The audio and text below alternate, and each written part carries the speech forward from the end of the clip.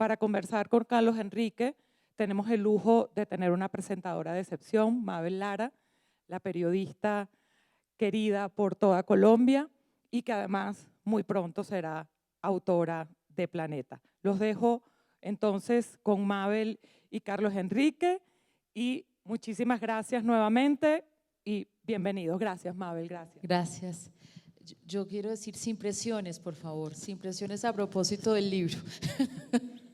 Bueno, muy buenas noches para todos. Para mí realmente es un gusto estar con ustedes aquí, sobre todo porque cuando Carlos Enrique me llamó a decirme, oiga, le tengo una propuesta, quisiera que me acompañe a presentar mi libro. Entonces, son de esas invitaciones que uno no puede decir no, entendiendo la dimensión de un hombre como Carlos Enrique y sobre todo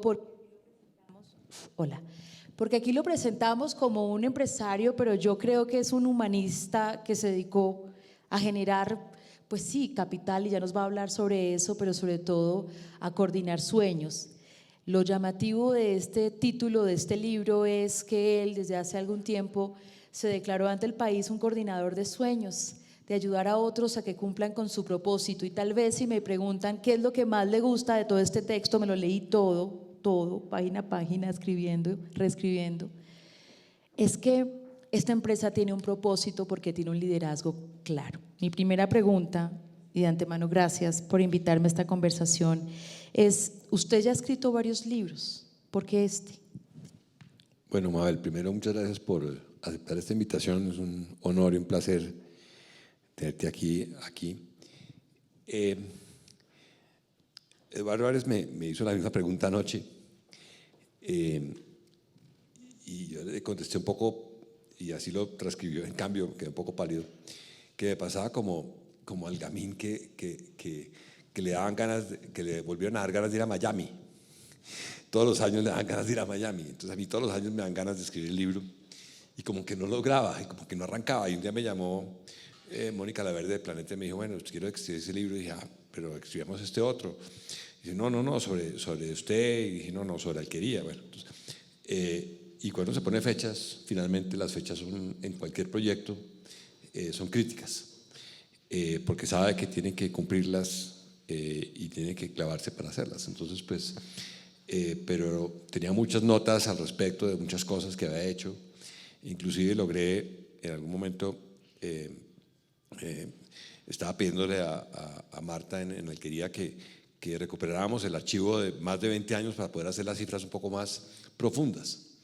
Y no logré porque por alguna razón pues, cuidar los archivos físicos es muy difícil. Pero logramos sacar muchos números que era importante porque, por ejemplo, vi un libro maravilloso que se cita en el libro sobre Enrique Luque Carulla, pero no tiene cifras. Y un profesor mío, Richard Tedlow, que fue un profesor de mercadeo y luego de historia de la gerencia, siempre se anotaba en cifras y se basaba en cifras de mercadeo, de ventas o de crecimiento o de valor de la acción para que quedara una constancia mucho más fuerte de lo que se ha hecho. Sí, pero entiendo que este libro era un libro más de dichos y un libro más de frases que un libro de alquería. ¿Por qué llega finalmente a este que usted dice no es autobiográfico, pero sin duda lo conocemos cuando empezamos a leer página a página lo que hizo con la empresa?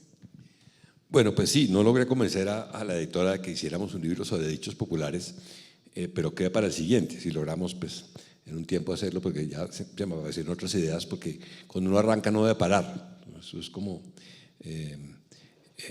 cualquier proceso de arte o uno arranca ya, debe tomar el impulso. Entonces tengo otras ideas para en unos meses o unos años escribir otro par de libros antes del libro pero la verdad es contar experiencias gerenciales que le sirvan a mucha gente, que le sirvan primero pues, a los hijos, le sirvan a la alquería, a los actuales miembros del equipo de alquería, porque si no se pierden. A veces uno no las cuenta todas y pues no están todas porque uno se acuerda de cosas que no escribió pues, póstumamente después de escribir el libro, pero son lecciones de lo que quedaron de muchos procesos de tantos años de trabajo con muchas de las personas que están aquí.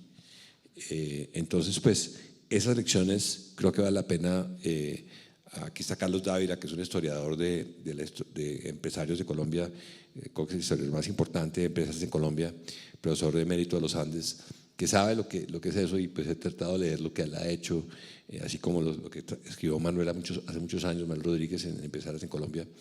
Y eso debe quedar porque le permite a la gente aprender más rápido y subirse en la curva de aprendizaje de alguien más. Pero de frases y dichos está lleno el libro. Tal vez una de las mejores frases la dijo su mamá, que me encantó, y es: la vida es lucha y solo el que lucha puede decir que ha vivido. ¿Le ha pasado a usted en Alquería? ¿Siente que es una lucha Siempre. continua? Es una lucha continua en todas partes, lo comentábamos con Tita ayer. La lucha en el Consejo ha sido profunda, pero todo lo que tenemos que luchar. Pero este verano me encontré en una de esos libros, esos stands que hay en París de buquinistas, que se llaman los buquinistas, el libro del rinoceronte de Ionesco, en que hay una frase muy, muy fuerte que dice: es que la vida es lucha y el que no lucha es un cobarde. Y se lo dice uno de los interlocutores a otro. Y esa frase se volvió, el libro se hizo famoso, el libro del rinoceronte, que pues es que la gente se va volviendo rinocerontes, todos se van volviendo rinocerontes, es maravilloso porque es todo el surrealismo de Ionesco. Y sí, de pronto no luchar es cobardía, hay que enfrentarse a luchar y sacar las cosas adelante, sean las condiciones que sean. Bueno, entonces empecemos por ahí, cuando hablamos de la familia, de las frases y sobre todo ese propósito que plasma en su libro, y esta es una empresa, y hablamos de Alquería, una empresa familiar que usted lleva a un punto muy alto. Y hay dos personajes, sin duda su madre está muy presente, usted nos cuenta cómo fue su historia personal, pero su abuelo y su papá lo han marcado. ¿Por qué, Carlos Enrique?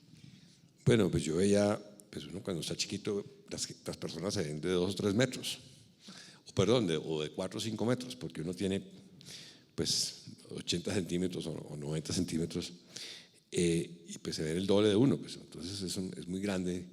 Y mi abuelo era muy grande, era tan grande, y tenía esa postura que otro señor que está aquí le pregunté un día, Juan Lozano le dijo un día: ¿usted es San Pedro? Y él le dijo: sí, yo soy. Ah, usted es el que echa el agua.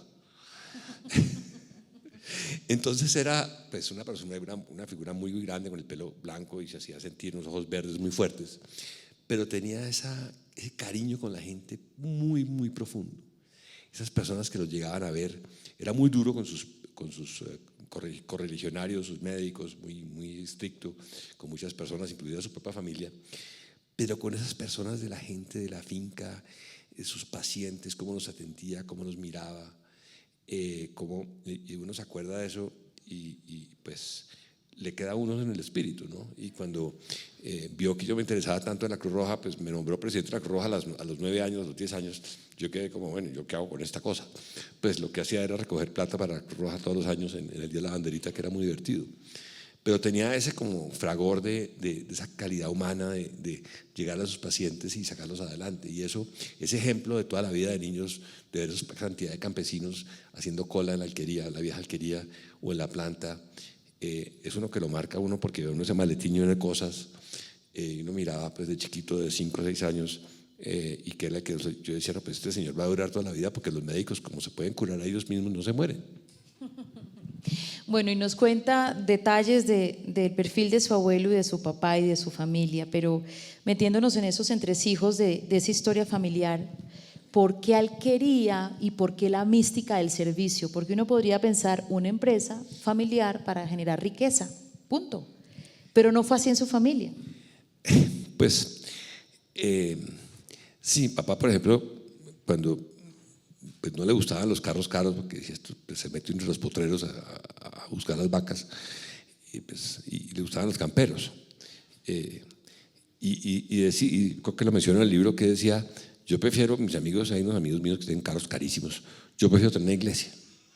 Entonces, y él no podía ver 2 pesos juntos, se los gastaba, o se los gastaba en un viaje, o se los gastaba en almuerzo, o se los gastaba en un almuerzo con sus amigos, que era lo que más le gustaba, atender a la gente, atender a las personas en su casa y darles almuerzos espectaculares. Le fascinaba eso, o regalárselos a alguien. Un día me encontré con un alumno mío en la Universidad de los Andes y me dijo: usted es hijo de lo que acaba de leer. Es que él un día estaba yo de candidato a la alcaldía de Zipaquirá y entonces yo le ofrecí que me comprara una boleta para una rifa y me compró todo el talonario. Porque usted es conservador, yo le quiero ayudar a usted. Entonces, pues, era pues botador de plata en ese sentido. Pues, ¿no? Yo no podía, dije, papá, por favor, cójame la platica, haga un CDT y cuelgo en la oficina. Imposible. Eso no se podía. Pero su papá y usted tuvieron una relación intensa. Sí, ahí estábamos recordando también con Tita este fin de semana que, no sé si mamá se acuerda, hace más de 40 años, era tan dura la relación que yo le escribí una carta al padre basada en la de Kafka. Le pregunté dónde estaba esa carta porque podría ser la apertura de un nuevo libro. Todavía me dice puede No, mamá, reescribir. yo creo que la votó porque era tan dura la carta que pues eso no se puede, pues, entonces la rompió seguramente. Yo tenía 18 años y estaba pues que era muy duro, ¿no? Era la dureza misma de la carta que cuando leí la carta al padre en sexto bachillerato me quedó marcado y dije, no, yo me retrato con Kafka. Entonces pues todavía no me retrataba con la cucaracha entre la cama, que fue después, pero me retrataba con Kafka en esa relación tan tensa con su padre, muy fuertemente. Pero uno siempre piensa que los papás cuando le ven habilidades a uno lo presionan, al hijo que más presionan a veces es el que puede dar más. A mí me gustó mucho en el libro, y no quiero ser spoiler porque la idea es que todos lo puedan leer, su dedicación y disciplina, sobre todo en el estudio, queriendo responderle a ese papá. Y esa obsesión suya por la educación también lo plantea sobre su familia, generaciones educadas y que gracias a la educación han podido tener movilidad social. Pero solamente como la anécdota, ¿por qué era tan retador para usted lograr pasar a la universidad y demostrarle a su papá que era posible? Es la tradición familiar de educarse, ¿no? Mamá me decía, mire, es que su abuelo y sus tíos abuelos no tuvieron nada sino libros no había juguetes, había libros en la casa. Entonces ellos se crearon delante de libros, se crearon escribiendo, se crearon leyendo y debatiendo temas de libros. Y cuando yo conocí la biblioteca de mi tío Juan Lozano, cuando tenía 8 años, que volvió de ser embajador ante la Santa Sede, esa casa con 40.000 libros por todas partes, era pues casi que era una obsesión completa. Y un día que de una tarea, un domingo, mamá me dijo, mira, no hay nada que hacer. Si quieres un libro, la única alternativa, vete para Provenza y buscas el libro. Entonces era un libro sobre Rousseau, no sé si era, no me acuerdo cuál era, pero era la segunda edición. Y yo le dije, pero tío Juan, ¿cómo me vas a dar este libro? La segunda edición de Rousseau. Y yo lo llevaba al colegio y decía, ¿qué tal que se me pierde este libro? Después se lo devolví. Entonces uno entiende esas cosas y además pues está pues, la anécdota también de que mi tío Araujo vendió la biblioteca de mi abuelo para educar a mamá. Entonces los libros eran de un valor en todo sentido, ¿no? De sacarle las cosas. Este fin de semana vi un video de Carl Sagan, ese maravilloso astrónomo de Cornell, que decía que, pues, un video de 3 segundos, de 2 minutos, que decía que los libros son una cosa muy particular porque son hechos de madera, tiene unas páginas con unos signitos ahí por todas partes, pero son una forma de conversar con alguien de hace 3.000 años, o con alguien que vive ahora, pero vive 5.000 kilómetros aparte. Entonces son fascinantes en ese sentido y uno se mete en eso. Yo cuando fui a esa biblioteca de la Universidad de Massachusetts y después a la de Vermont, dije, no, pues esto es el sitio, lástima que no dejen dormir aquí, porque era una cosa fantástica ver cantidad de libros y dicen, no, y claro, le decían, no, usted se queda a dormir aquí, se hubiera a demorar 300 o 400 años leyéndose todos los libros. Entonces no lo haga tan esfuerzo, no se esfuerce tanto en ese sentido. Entonces justifica mi pregunta, ¿un sociólogo, antropólogo se imaginó gerenciar la empresa familiar? ¿Era su proyecto de vida?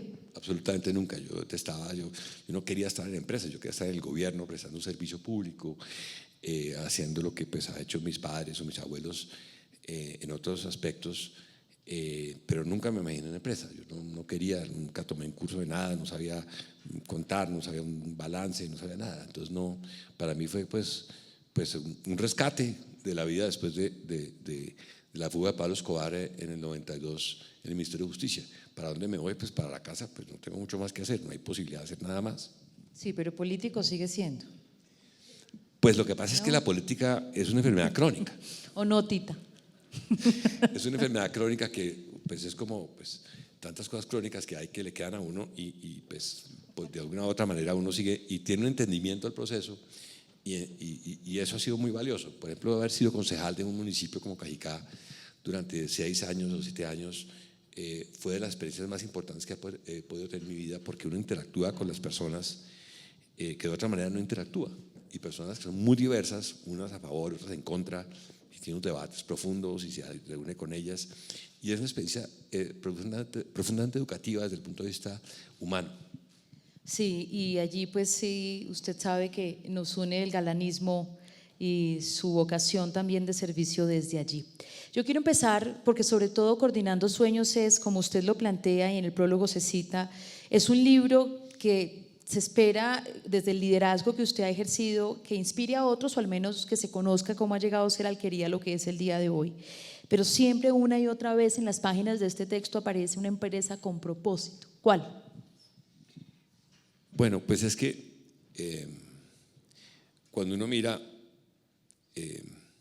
no sé, muchas películas en que la gente, pues, o las historias de los romanos que comían por comer, eso uno dice, pues eso no tiene mucho sentido, pues, porque como dice también el hijo de François Rebel, que es un monje tibetano, François Rebel, pues fue el gran escritor francés,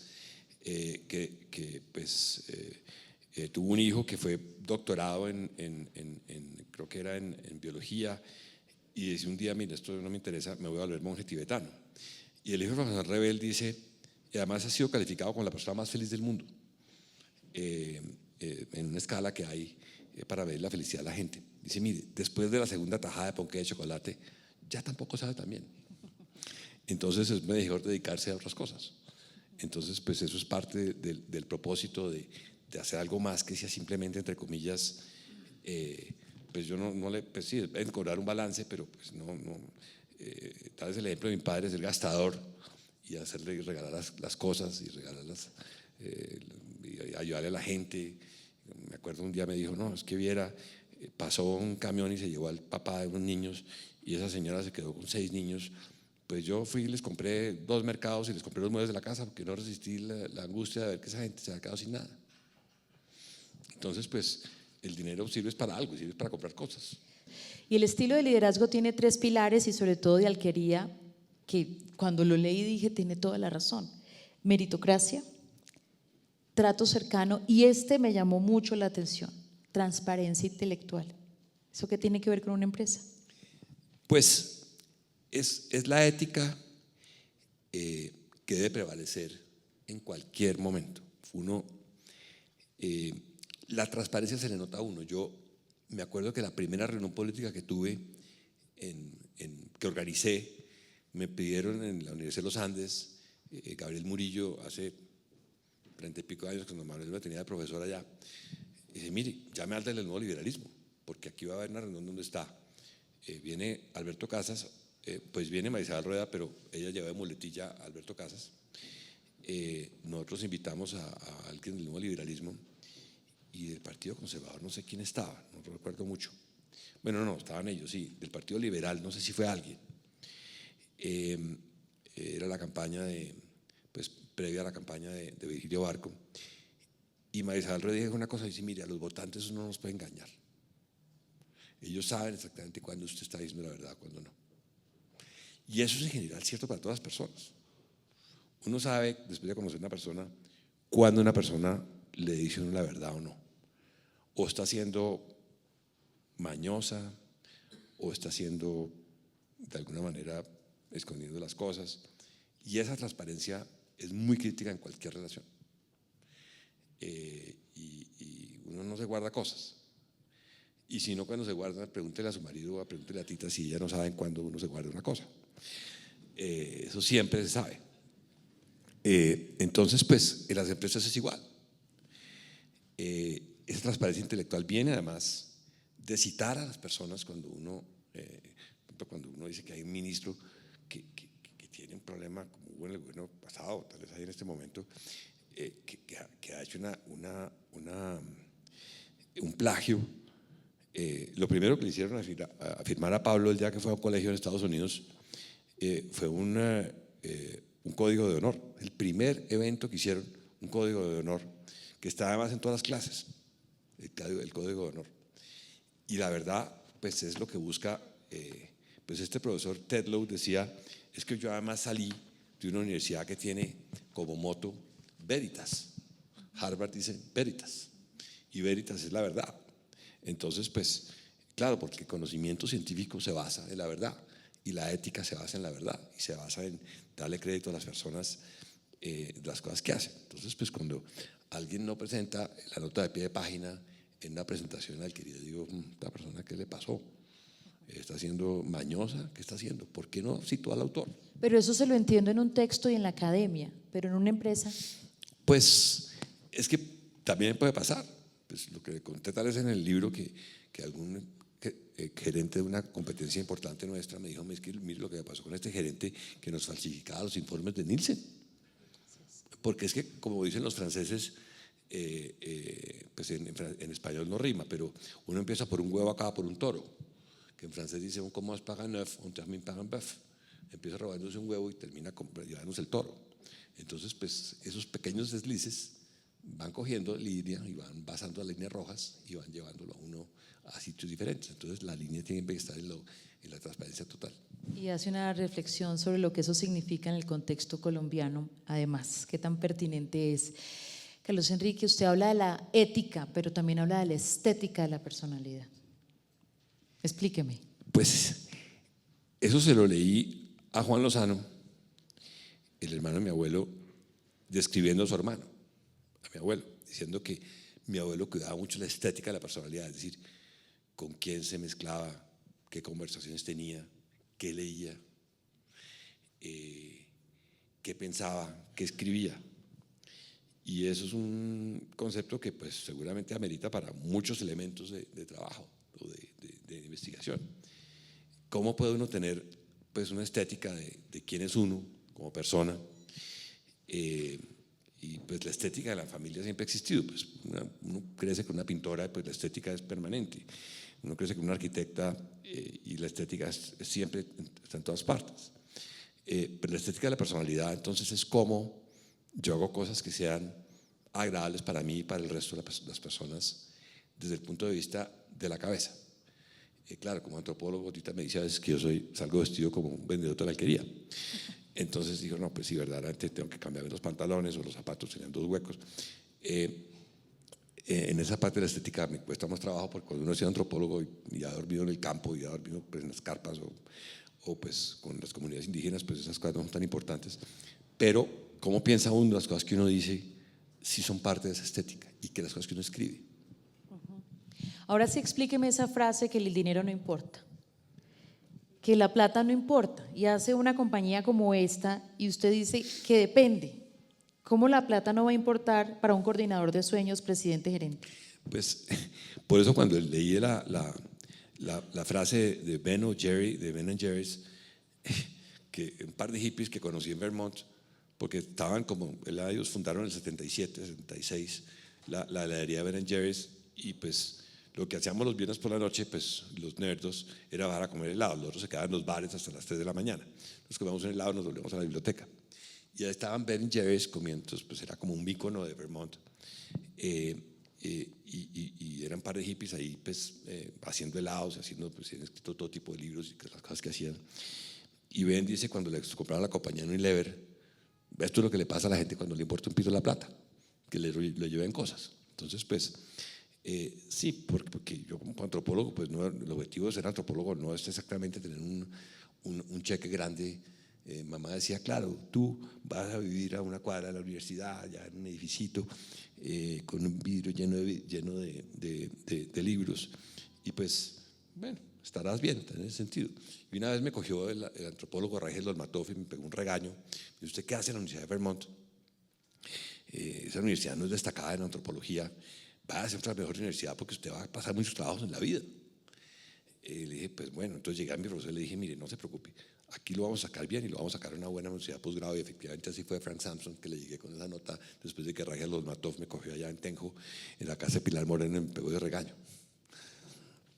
muy interesante. Yo creo que el capítulo de su educación en Estados Unidos, su obsesión por aprender inglés y pasar a la Universidad de Harvard es un gran capítulo de este libro. Sin duda me lo devoré enterito y decía la tenacidad, la terquedad, o como decía una de sus profesoras de maestría, Carlos Enrique, el intenso. Así era conocido. Y uno ahí puede decir intensidad o disciplina. Oiga, No, intensidad. sí, bueno, yo lo dejo ahí. Crisis económicas, en los liderazgos empresariales y en la vida misma, ¿qué robustece más? ¿Qué genera más carácter? Pueden todos tener su posición frente a esto, pero la crisis económica de 1998, siento yo, fue un parteaguas para usted y la compañía. No, pues los que están aquí, pues Ernesto, tal vez Daniel, o sea, supieron lo que era eso y es que pues yo le comentaba a Rafael hace unos meses lo que es sentarse uno y decir, mira, pues tenemos 1.500 millones de pesos por pagar y tenemos 50 del banco. Carlos Lovera, que está aquí también, que era el que manejaba los proveedores y les daba todo tipo de razones para que la semana entrante vuela por el cheque, en fin, que no ha salido, que se dañó la máquina, en fin. Es muy angustioso porque es pues como cuando a uno le falta el aire. Y a uno pues normalmente no le falta el aire, cada vez cuando uno bucea le falta el aire, cuando uno se profundiza pues, o sea, hace buceo a pulmón y tiene que devolverse rápidamente porque le falta el aire y es lo mismo, pero de manera continua durante meses. Y dice mañana qué voy a hacer y cómo vamos a remediar este proceso y cómo vamos a avanzar en este proceso para que mejoren las finanzas. Y pues tuvimos que tener mucha paciencia y contar con los bancos, que Juan María Robledo, que fue el presidente del Banco Colombia, o el vicepresidente del Banco Colombia, que fue que nos sacó adelante. Pero es una situación de la que uno no quiere que nadie pase por ahí. Claro, es importante saber que eso es importante, pues que no, ahí es que donde pues, me contradigo, porque la plata sí importa, claro que sí. Y finalmente los recursos financieros son tan críticos que en Marx, en el Capital, dice, esto me lo enseñó Frank Sampson en una clase de teoría de Marx en Vermont, decía, mire, la superestructura económica es demasiado importante, es más que crítica. Y Marx decía eso, y sobre la estructura económica estaba basada la estructura política, la estructura social, la estructura cultural. Y los únicos que han entendido eso son los chinos y los vietnamitas. De resto, pues Corea, Cuba, ellos prefieren tener pues, una economía muy regular a ser tan pragmáticos como los chinos, que son más pragmáticos que los americanos, que es mucho decir. Sí, esto no va aquí en la conversación como la tenía planteada, pero cuando lo escucho como aterrizando tantos referentes, también me llamó la atención, y lo leerán ustedes, espero, que parte de su estilo gerencial tiene que ver con la lectura. Entonces uno se pregunta, pero la lectura no es, digamos, la estructura, como usted dice, la empresa tradicional, sino poner a leer sobre empresarios y usted también formarse desde allí. La lectura, entiendo, le ha ayudado a fortalecer su liderazgo. Pero creo que esto como que lo dejamos de abrebocas acá, porque le quiero preguntar por algo que también me llama la atención y hace parte de sus obsesiones. Y usted nos ha dicho, es la sostenibilidad en el libro, es la sostenibilidad ambiental, es el campo y la alimentación de los colombianos, pero sobre todas las cosas es la educación. Y aquí no solo quiero remitirme al libro, sino que quiero preguntarle, primero, esa obsesión, ¿usted cree que va a tener respuestas?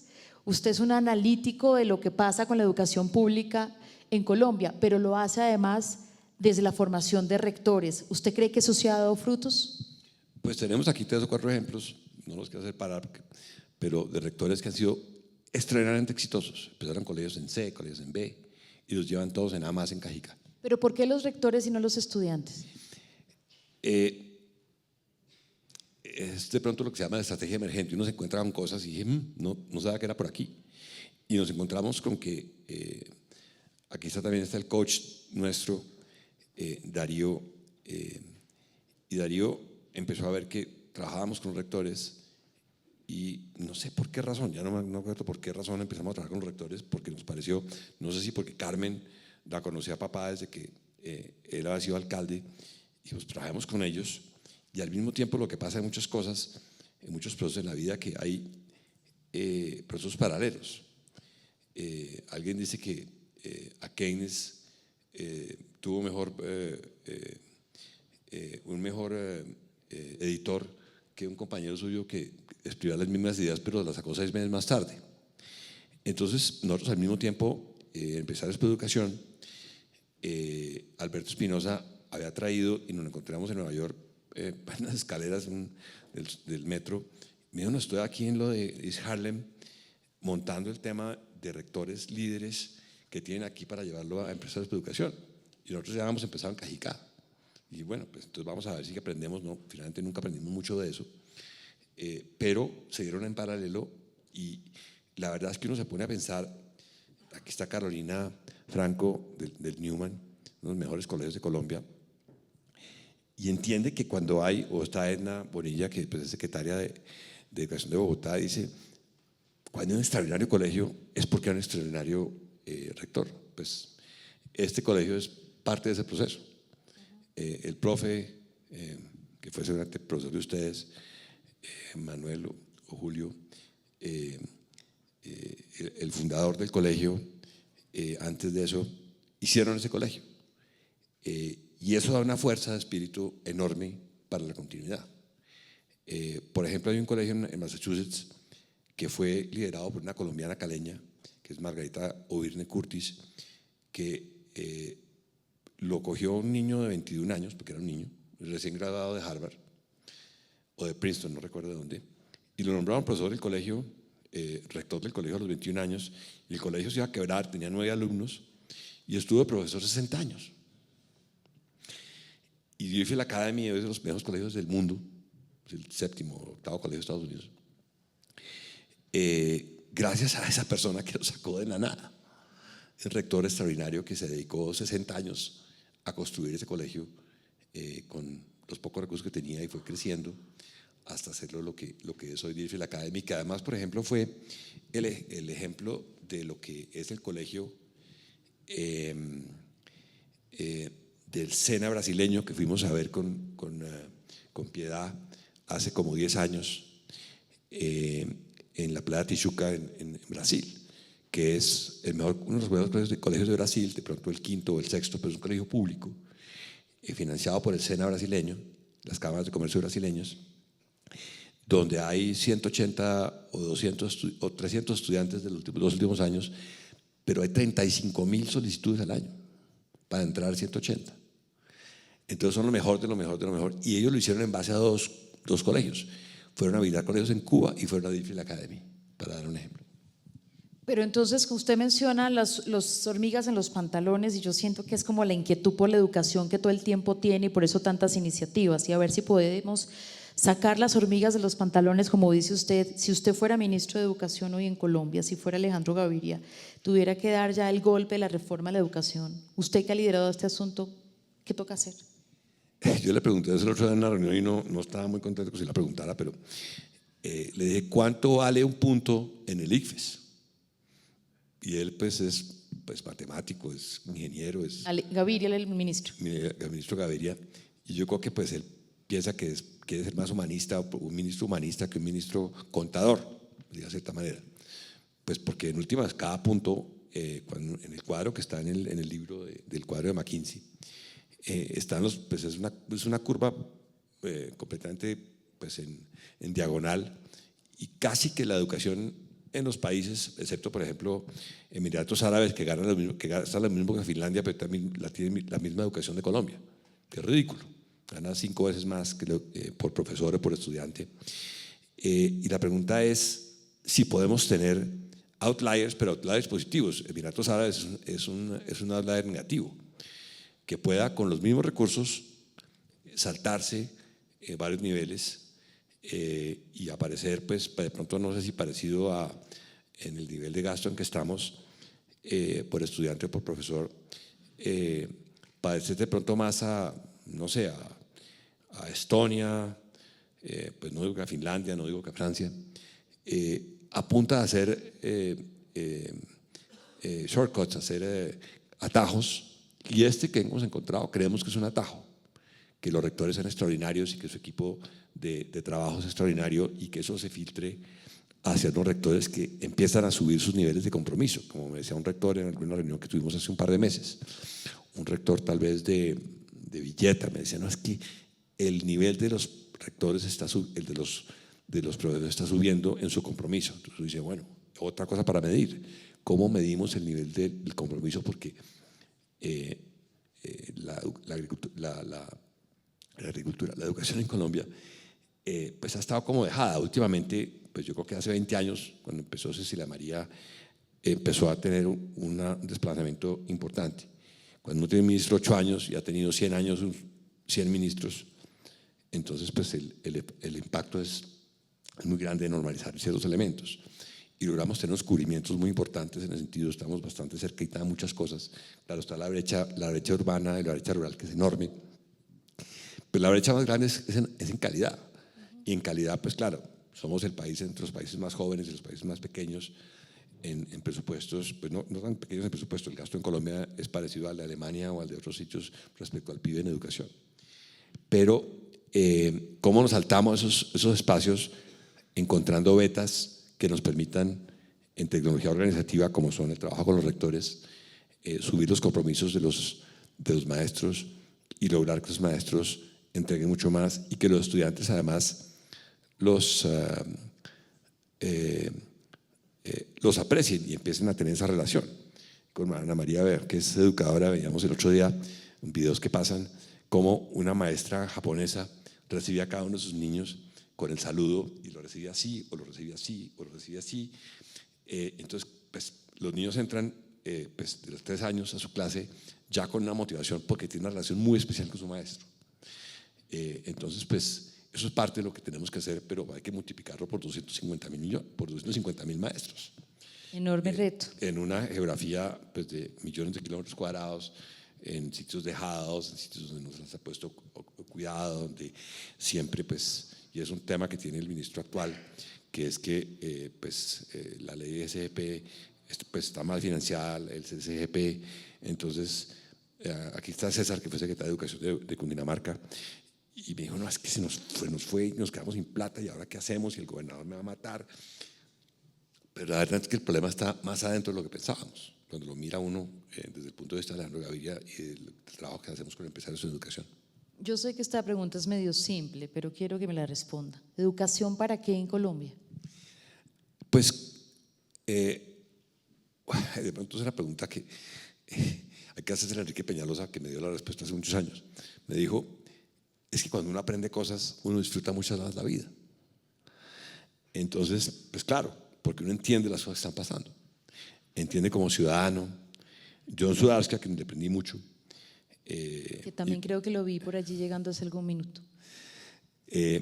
John dijo hace muchos años, en Colombia, cuando uno se gradúa de este bachillerato, tiene las habilidades básicas para ser ciudadano. Entender los números, leer el periódico. Cuando uno va a uno o dos niveles más arriba, pues ya empieza a ser pues, una persona que entiende pues, la literatura o entiende pues, el pensamiento profundo. Pero yo sí creo que una muy fuerte democracia siempre está acompañada de una educación extraordinaria. Y por eso tal vez Francia o Inglaterra, o pues no sé, mejor ejemplo en este momento Inglaterra, o Alemania o los países nórdicos tienen esa educación tan extraordinaria. Los reyes de Noruega van a colegio público, los hijos de los reyes de Noruega van a colegio público, porque es toda extraordinaria y toda uniforme, que es una cosa muy chiquita que logramos en Cajicá, que todos los colegios tuvieran en A+, porque todo el mundo quería ir a la Pompilio, porque pues, era la buena el colegio. Y dijimos, no, pues todos tienen que ser al mismo nivel, y eso es lo que estamos tratando de lograr en muchos municipios, en los 31 municipios donde estamos, que los colegios llegan a subir a todos al mismo nivel, para que no haya preferencias de tener que trasladarme 5 kilómetros más a pie, porque el colegio es mejor, porque los niños tienen que trasladarse en las veredas, a veces a pie, 1 hora para llegar al colegio, y que todos los colegios tengan el mismo nivel. Usted se le chispeoteó ahora agricultura, así como la educación. También ha trabajado por el campo colombiano. ¿Usted cree que esta vez sí va a ser la añoranza de la reforma agraria ese proyecto de nación? ¿Esta vez sí será? Pues por lo menos las señales que me han dado a mí los diferentes funcionarios del ministerio nunca me las han dado, incluso cuando yo trabajaba en el ministerio. Claro que cuando yo trabajaba en el ministerio pues no podía trabajar por la alquería, pues, obviamente es un tema ético de conflicto de intereses. Entonces pues en la Agencia Nacional de Tierras, la ministra, el ministro, en Finagro, en el Banco Agrario, están dando señas de que en la Comisión de Crédito Agropecuario que van a cambiar todos los temas críticos. Aquí está Alejo, Ricardo, estamos trabajando enloquecidamente con ellos, Alejandro en Barrera de Alquería, para hacer que el sistema cambie y le funcione a los campesinos, porque el 95% de los campesinos en Colombia pequeños no tienen acceso a crédito, 90% de los campesinos no tienen acceso a crédito según el estudio del Centro Agropecuario que hizo el gobierno Santos en 2015. Y uno sin crédito, pues ¿quién es? Yo cuando estuve en Alemania Oriental, viviendo hace 40 años, decía, ¿qué le pasa a esta sociedad? Estos tipos son alemanes, pero ¿qué les pasa? Pues primero que no tienen ningún incentivo a arriesgar nada. Y claro, pues el crédito es un sinónimo de riesgo. Entonces, pues no hay crédito porque ¿para qué? Si usted no va a arriesgar nada. En cambio, entonces vive en el siglo XVI o en el siglo XV, donde no hay crédito. Y eso le pasa a los campesinos colombianos. Entonces, pues estamos arriesgando para que podamos tener crédito en 20, 50, 300, 3.000, 30.000. Escalar muy rápidamente ese crédito a miles y miles de campesinos en leche y en carne, para que, por lo menos en leche, para que tengan un mejor vivir, porque y el crédito se hace para eso, para que y además lo tengan en las condiciones de tiempo, de periodo de gracia, de tasa de interés, de ICR, y acompañado además con la asistencia técnica. No es un cheque para que le llegue el campesino apareció con la moto, que no está mal, pero pues es importante primero que después de enseñarle a pescar, pues que pueda vender el pescado y después sí con la venta del pescado pueda comprar la moto, no al revés. Pues hoy que estamos hablando de transición energética, que hoy que estamos hablando de las amenazas y de la emisión de gases de efecto invernadero, la responsabilidad que tiene la ganadería, la agricultura, entendiendo que casi el 60% pues, de este país, y ahí el doctor Manuel, puedo estarme pifiando en algunas cifras, casi el 60% viene vía deforestación. ¿Cuál es la responsabilidad de los empresarios también en el campo por educar y caminar hacia esa sostenibilidad ambiental? Pues es curioso que a veces los empresarios dicen, no, es que yo no soy Estado. Como me contestó un personaje con el que estábamos trabajando, él estaba trabajando para promover la perimetral que hemos luchado con Julio y Manuel para que no se hiciera en los municipios de Tabio y Tenjo. Y me dijo, es que yo no soy Estado. Le dije, pues usted debía ser Estado.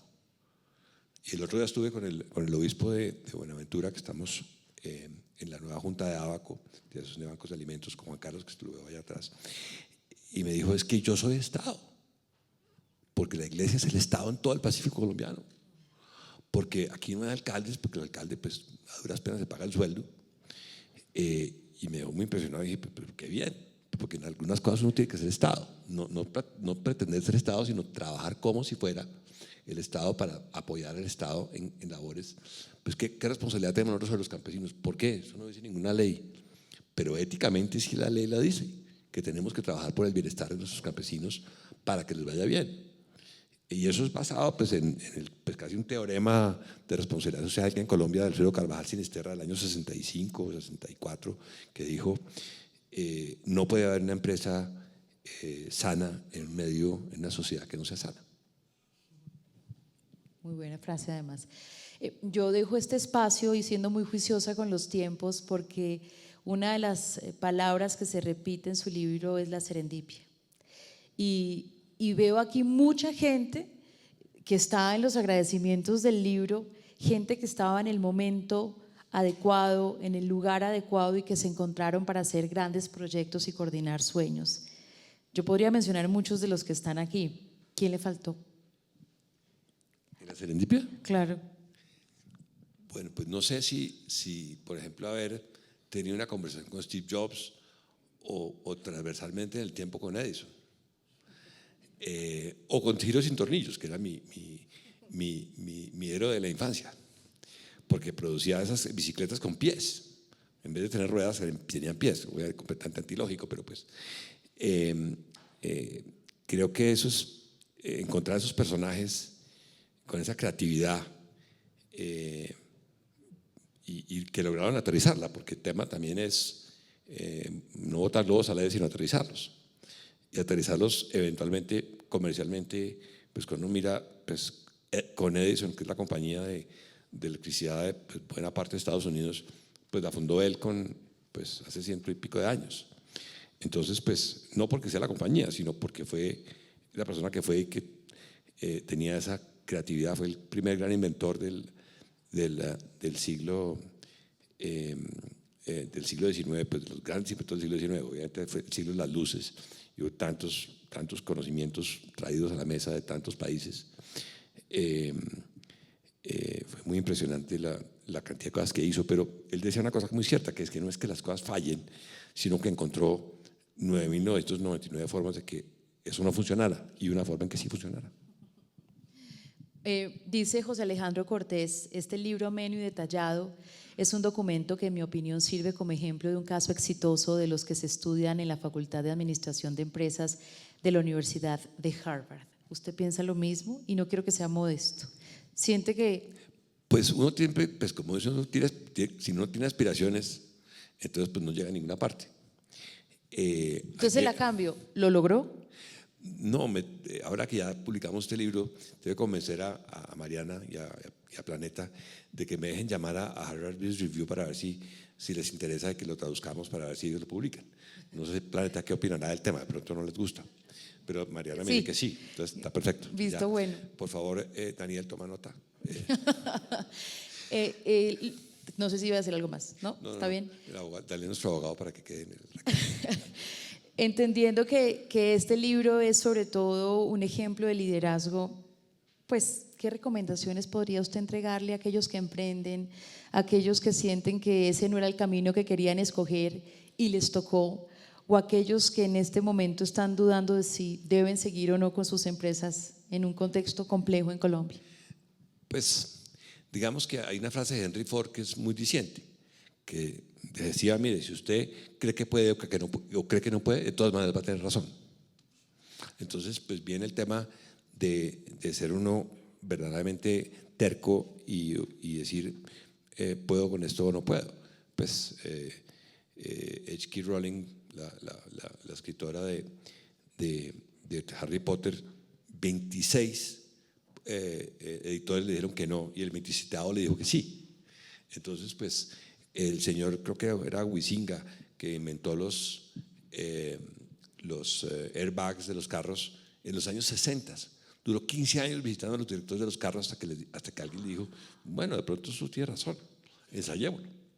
Pero había inventado el sistema que obviamente ha salvado miles y miles de vidas, hasta que alguien y la persistencia en eso y la terquedad es muy crítica. ¿Cómo describir la estrategia de Alquería? Es una compañía láctea que cambió su naturaleza, una compañía que surge en el modelo de los refrescos, que migró a manejar una leche fresca, a manejar la leche larga vida, qué buen capítulo ese además, un producto con alta diferenciación y, como decían sus viejos, en una botella de leche, es una botella de salud, una botella de vida. ¿Por qué leer este libro de Carlos Enrique Cavelier?